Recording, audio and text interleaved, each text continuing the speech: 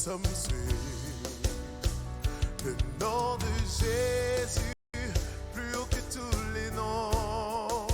Roi des rois, aucun nom n'est comme le sien.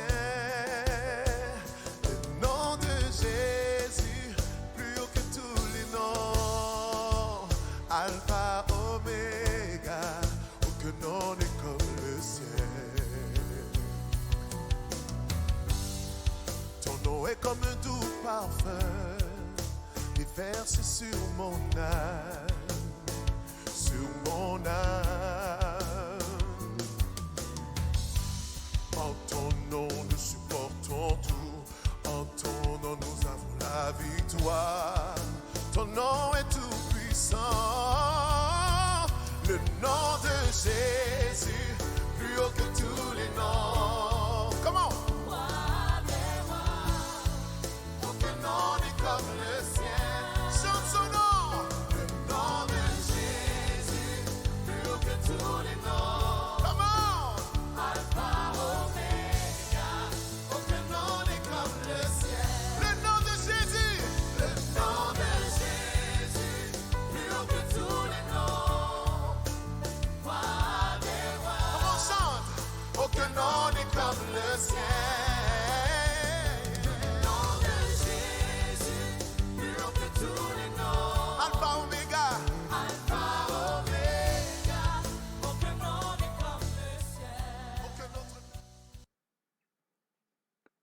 Bonjour à toutes et à tous, bienvenue pour cette nouvelle vidéo intitulée « Il nous faut plaire à Dieu et non aux hommes ».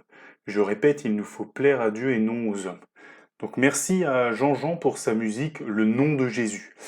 Vous pouvez retrouver donc ce contenu bien entendu gratuitement sur YouTube. Alors la question est posée, comment plaire à Dieu? Alors, dans ce monde, on doit faire un choix. Reconnaître Jésus-Christ comme Seigneur et comme Sauveur, ou le rejeter. La Bible nous dit ceci: celui qui croira et qui sera baptisé sera sauvé, celui qui ne croira pas sera condamné. Ce choix de croire est profond, il ne doit pas être superficiel. Ce choix va nous amener à croire en Dieu et à plaire à Dieu. Mon frère, ma sœur, as-tu fait ce choix? As-tu étudié dans la parole de Dieu ce qui plaisait au Seigneur? C'est ça qui doit guider ta vie de chrétien. N'oubliez pas donc que les 5 premiers commandements qui ont été donnés de la part du Seigneur à Moïse, les 5 premiers commandements des tables de pierre que nous lisons au chapitre 20 du livre de l'Exode, concerne le Seigneur. Les 5 premiers commandements sont pour le Seigneur. Tu aimeras le Seigneur ton Dieu de tout ton cœur, de toute ton âme, de toute ta pensée et de toute ta force. Tu n'auras pas d'autre Dieu que moi. Tu ne feras pas d'image taillée, ni aucune représentation de ce qui est sur la terre ou dans le ciel, et tu ne te prosterneras pas devant elle. Tu n'invoqueras pas le nom de l'Éternel ton Dieu en vain, et honore ton père et ta mère. Vous voyez, le Père, bien sûr, le Père, c'est notre Seigneur. Donc, vous voyez, les 5 premiers commandements, c'est pour lui, c'est l'aimer, c'est l'honorer, lui seul. Ne pas porter son nom en l'air, respecter le jour du repos, le jour du Seigneur. Vous voyez, honorer, donc bien sûr, son père et sa mère, et le Seigneur est notre Père. Voilà. Vous voyez, Jésus, vraiment, le Seigneur Jésus a dit dans l'évangile de Jean, chapitre 14, verset 15, « Si vous m'aimez, gardez mes commandements. » Donc il est très important d'obéir au Seigneur, très important de garder ses commandements, et c'est en gardant ses commandements que nous allons lui plaire. Donc, nous qui sommes chrétiens, voilà, puisque nous reconnaissons le Seigneur Jésus comme Dieu et Sauveur, cherchons à lui plaire en gardant ses commandements. La question que tu dois te poser, mon frère, ma sœur, c'est: gardes-tu les commandements du Seigneur? Connais-tu les commandements du Seigneur? Par exemple, le Seigneur demande d'aimer nos ennemis. quand as-tu aimé ton ennemi comme toi-même? Je sais que c'est difficile, mais il faut se battre, mon frère, ma sœur. Ne vous laissez pas gagner par le mal, mais surmontez le mal par le bien. Faites mourir les œuvres de la chair et faites vivre les œuvres de l'esprit. Le Seigneur lui-même agira et vous conduira. Gloire à Dieu. Alors, après donc ces explications, on va lire donc dans la parole de Dieu, donc l'exemple d'hommes de Dieu qui ont gardé ses commandements. Vraiment, souvent, le monde et sa gloire, ils vont avoir des désirs contraires à la parole de Dieu, à la Sainte Bible. Mais il nous faut suivre les ordres du Seigneur. C'est ainsi que nous lui plairons. Et plus les temps vont passer dans ce bas monde, plus on voit de toute façon que l'immoralité s'installe, grandisse, que les ténèbres sont de plus en plus présents. Et nous qui sommes chrétiens et qui cherchons à plaire au Seigneur et qui, bien entendu, lui obéissons et donc suivons ses commandements, nous allons de plus en plus être mis à part et mais d'un autre côté, être aussi visibles. Parce que nous n'agirons pas comme peuvent agir d'autres personnes par la grâce de Dieu. Voilà. Donc, on va lire donc, le livre de Daniel, le chapitre 3, qui est assez long, mais qui reflète véritablement le choix de 3 hommes de suivre et de plaire à Dieu et de suivre les commandements du Seigneur. Donc, le roi Nebuchadnezzar fit une statue d'or, haute de 60 coudées et large de 6 coudées. Il la dressa dans la vallée de Dira, dans la province de Babylone. Le roi Nebuchadnezzar fit convoquer les satrapes, les intendants et les gouverneurs, les conseillers, les trésoriers, les jurisconsultes, les juges et tous les magistrats des provinces, pour qu'ils se rendent à la dédicace de la statue qu'avait élevée le roi Nebuchadnezzar. Alors les satrapes, les intendants, les gouverneurs, les conseillers, les trésoriers, les jurisconsultes, les juges et tous les magistrats des provinces s'assemblèrent pour la dédicace de la statue qu'avait élevée le roi Nebuchadnezzar. Ils se placèrent devant la statue qu'avait élevée Nebuchadnezzar. Un héros cria à haute voix: « Voici ce qu'on vous ordonne, peuple, nation, hommes de toute langue. Au moment où vous entendrez le son de la trompette, du chalumeau, de la guitare, de la sambuc, du psalterion et de la cornemuse, et de toutes sortes d'instruments de musique, je ne le lirai pas à chaque fois pour tous les instruments parce que ça revient à chaque fois. Vous vous prosternerez et vous adorerez la statue d'or qu'a élevée le roi Nebuchadnezzar. Quiconque ne se prosternera pas et ne l'adorera pas sera jeté à l'instant même au milieu d'une fournaise ardente. C'est pourquoi, au moment où tous les peuples entendront le son de toutes sortes d'instruments de musique, tous les peuples, les nations, les hommes de toute langue se prosternèrent et adorèrent la statue d'or qu'avait élevée le roi Nebuchadnezzar. À cette occasion, et dans le même temps, quelques Chaldéens s'approchèrent et accusèrent les Juifs. Ils prirent la parole et dirent au roi Nebuchadnezzar: « Ô roi, éternellement, tu as donné un ordre d'après lequel tous ceux qui entendent donc toutes sortes d'instruments devraient se prosterner et adorer la statue d'or, et d'après lequel quiconque ne se prosternerait pas et ne l'adorerait pas serait jeté au milieu d'une fournaise ardente. Or il y a des Juifs à qui tu as remis l'intendance de la province de Babylone, Shadrach, Meshach et Abed-Négo, hommes qui ne tiennent aucun compte de toi, ô roi, ils ne servent pas tes dieux, ils n'adorent point la statue d'or que tu as élevée. » On va faire une petite pause là, et ensuite on reprendra au verset 13. Donc on est face à un roi, le roi Nebuchadnezzar, le roi de Babylone, donc qui fait une statue, qui fait une idole, et qui demande au peuple juif, à tous les peuples, et notamment au peuple juif, de se prosterner devant une statue. Sauf que ce que je viens de vous lire dans le livre de l'Exode, juste avant, c'est qu'il ne faut pas se prosterner devant des idoles, il ne faut pas les adorer. Donc du coup, ces 3 hommes ont fait le choix font le choix de ne pas se prosterner et de ne pas adorer cette idole parce qu'ils préfèrent suivre les enseignements du Seigneur, lui obéir, ils préfèrent aimer le Seigneur, lui plaire, plutôt que de plaire à un homme. Voilà, je reprends. Alors Nebuchadnezzar, irrité et furieux, donna l'ordre qu'on amène Shadrach, Meshach et Abednego, et ces hommes furent amenés devant le roi. Nebuchadnezzar prit la parole et leur dit: Est-ce de propos délibérés, Shadrach, Meshach et Abednego, que vous ne servez pas mes dieux, et que vous n'adorez pas la statue d'or que j'ai élevée?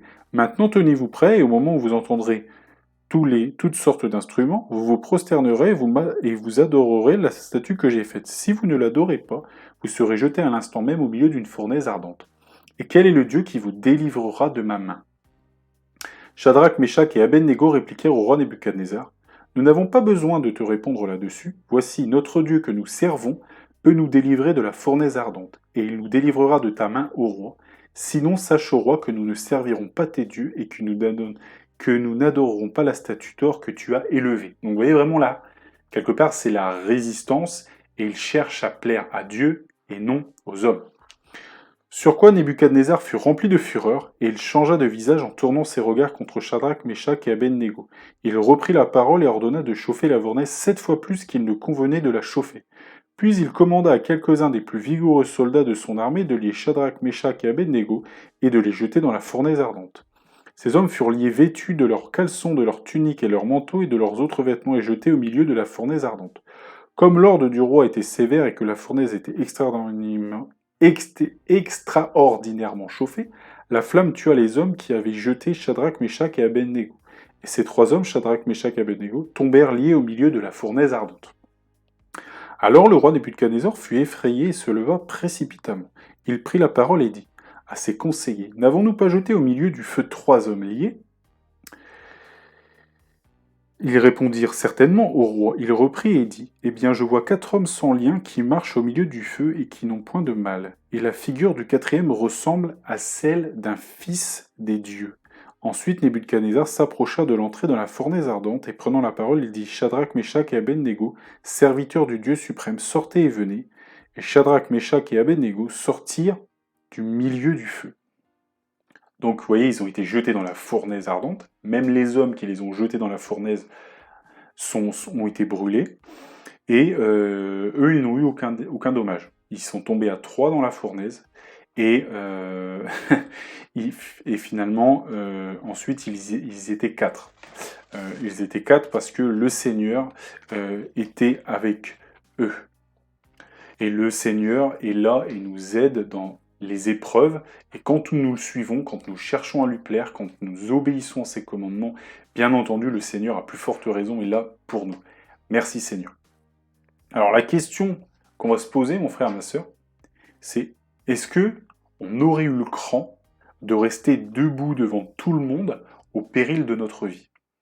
C'est-à-dire que quand même, quand il y a eu toutes sortes d'instruments, il y avait énormément de personnes et eux ont décidé de rester debout. Et vraiment, c'est un acte vraiment très courageux. Et ils ont regardé au Seigneur, ils ont regardé à plaire au Seigneur plutôt qu'aux problèmes qu'ils pouvaient avoir. Et ça, c'est vraiment une attitude qui doit nous inspirer, mon frère, ma sœur. Et aujourd'hui, quand une épreuve arrive, il faut étudier la chose, et la question que tu dois te poser: est-ce que j'agis, est-ce que je réagis conformément au commandement du Seigneur, comme il conviendrait? Est-ce que dans ma réponse, je cherche toujours à suivre ses commandements? Vous voyez, l'apôtre Paul, animé donc du Saint-Esprit, disait que ils n'ont pas aimé leur vie jusqu'à craindre la mort. Nous qui sommes chrétiens, nous ne devons pas avoir peur des difficultés, des obstacles, et nous ne devons pas avoir peur même de la mort. Jésus-Christ lui-même n'a pas aimé sa vie jusqu'à craindre la mort, parce qu'il a été crucifié, il a été à la croix, il est mort, il est ressuscité pour porter nos péchés. Vous voyez, il a obéi au Seigneur, il a cherché à plaire à Dieu, bon, il était Dieu, mais il a cherché à plaire à Dieu, à sa propre volonté finalement, pour nous montrer le chemin. Il est le chemin, la vérité et la vie. Vous voyez, il nous montre comment finalement il faut agir et comment il faut obéir et chercher à plaire au Seigneur. Alors bien sûr, nous ne sommes pas tous destinés à avoir ce genre d'épreuves, etc. Mais si ça doit arriver, on doit être prêt. Voilà, donc mon frère, ma sœur, il faut pas se dérober quand le combat arrive. Jésus sera avec toi comme il l'a été avec ces 3 hommes au milieu de la fournaise. Vraiment, prenez courage, prenons courage et battons-nous. C'est pour plaire au Seigneur. Toutes les fournaises ardentes n'ont pas de pouvoir sur toi. Et ici, la fournaise ardente symbolise quelque part l'enfer. Et ces hommes qui ont été jetés dans cette fournaise ont été délivrés par le Seigneur et en sont sortis. Et à nous qui sommes chrétiens, qui avons la foi en Jésus-Christ, le Seigneur, bien entendu, nous en délivre. Il nous délivre du jugement à venir. Et par la foi, par le moyen de la foi, voilà. Et donc, du coup, toutes les fournaises ardentes n'auront pas de pouvoir sur nous. Grâce soit rendue à Dieu. Donc, vraiment, allons au Seigneur Jésus. Le Seigneur Jésus a dit, venez déposer vos problèmes, car mon joug est léger. Vous voyez.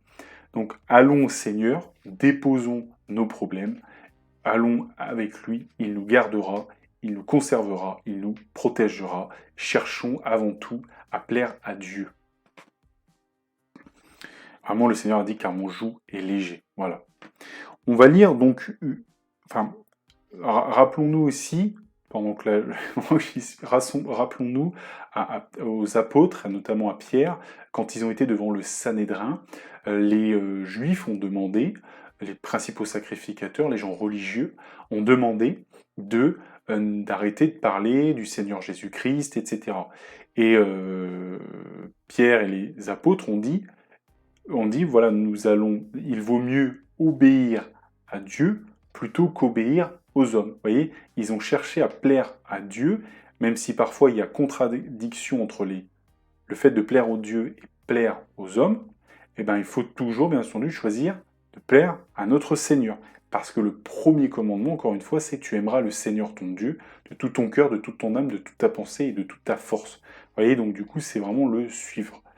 Lui plaire et garder ses commandements. Voilà. Donc on va relire le livre de Daniel et on va lire cette fois-ci le chapitre 6.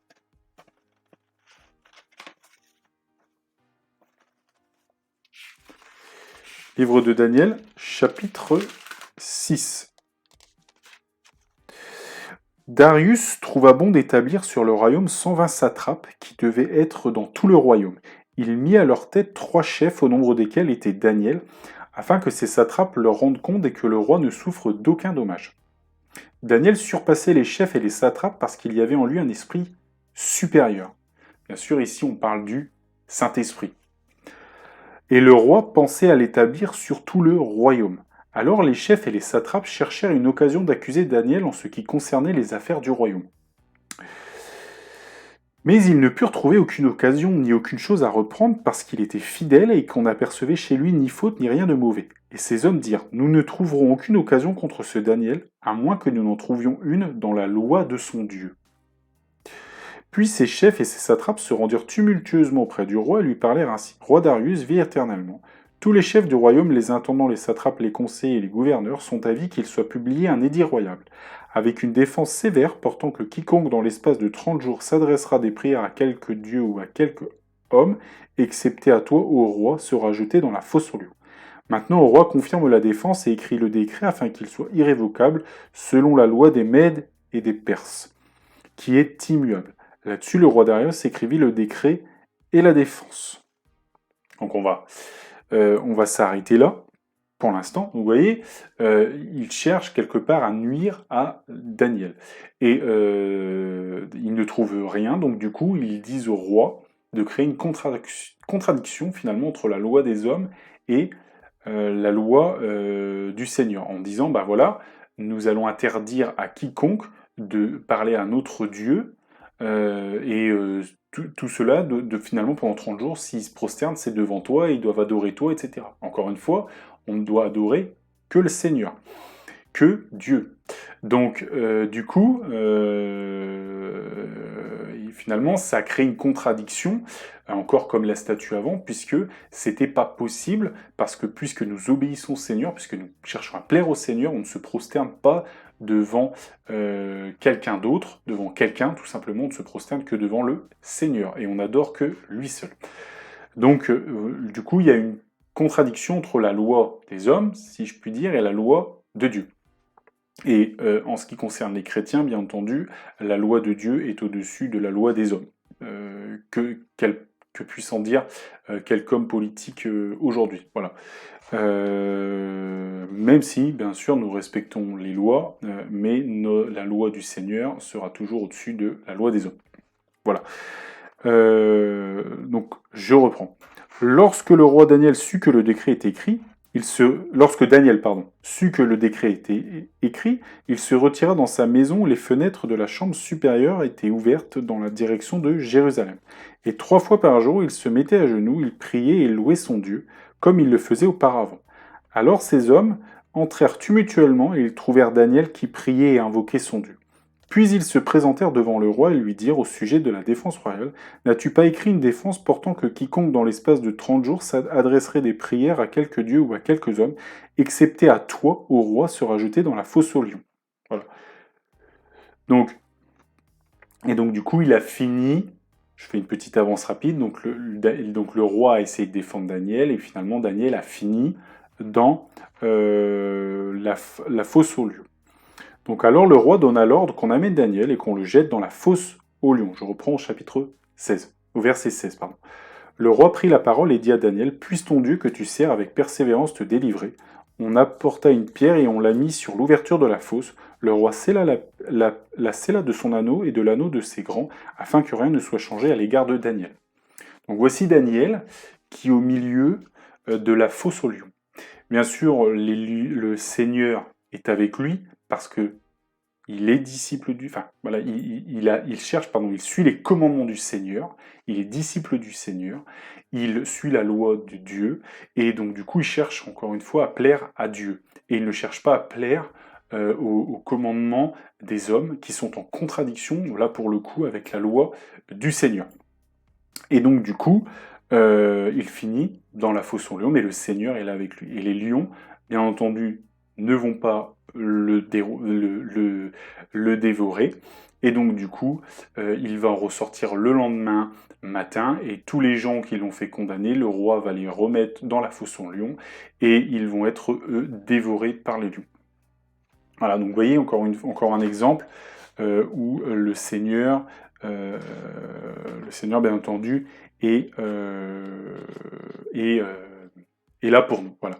Donc Daniel vraiment a loué le Seigneur. Peu importait les conséquences, il voulait louer son Dieu. Il cherchait à plaire au Seigneur, à avoir une relation avec le Seigneur. Mon frère, ma sœur, la question que je te pose aujourd'hui, c'est est-ce que tu loues le Seigneur, peu importe les circonstances? As-tu toujours un moment pour louer le Seigneur? Si ce n'est pas le cas, bien entendu, je t'invite à le faire et à grandir spirituellement en Jésus-Christ. Et est-ce que finalement, même si les circonstances devenaient plus difficiles, mon frère, ma sœur, est-ce que tu continuerais à louer le Seigneur?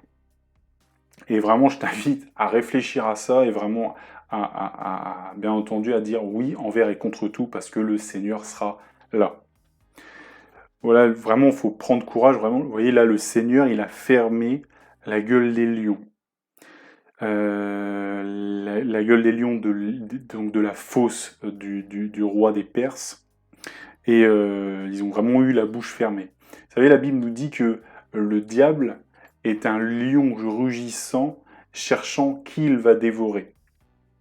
Donc un lion, c'est féroce, il peut dévorer. Mais quand on est avec le Seigneur et qu'on cherche à lui plaire, et qu'on est dans l'arène avec le diable, avec le diable aura la bouche fermée. Donc aujourd'hui, si tu cherches à plaire au Seigneur, le diable aura la bouche fermée. Donc soumets-toi au Seigneur, plais au Seigneur, et le diable aura la bouche fermée, il ne te dévorera pas. Donc vraiment, ne vous dérobez pas devant les épreuves, faites-y face, le Seigneur comblera toutes vos faiblesses et il sera là pour vous. Il a été au milieu d'une fournaise ardente pour des hommes qui ont suivi ses commandements. Il a été dans une fosse au lion pour un homme qui a suivi ses commandements. Donc vraiment, prenez courage. Prends courage, mon frère, ma sœur. Et même s'il détruisait notre corps, Dieu le relèvera. Alléluia, gloire à Dieu. Donc, encore une fois, comme disait l'apôtre Paul, animé par Dieu, le Saint-Esprit, si Dieu est pour nous, qui sera contre nous? Personne, mon frère, ma sœur, ne peut être contre le Seigneur. Voilà. Continue à plaire au Seigneur. Continue de progrès en progrès. Que Dieu vous bénisse dans le nom de Jésus et que toute la gloire lui revienne.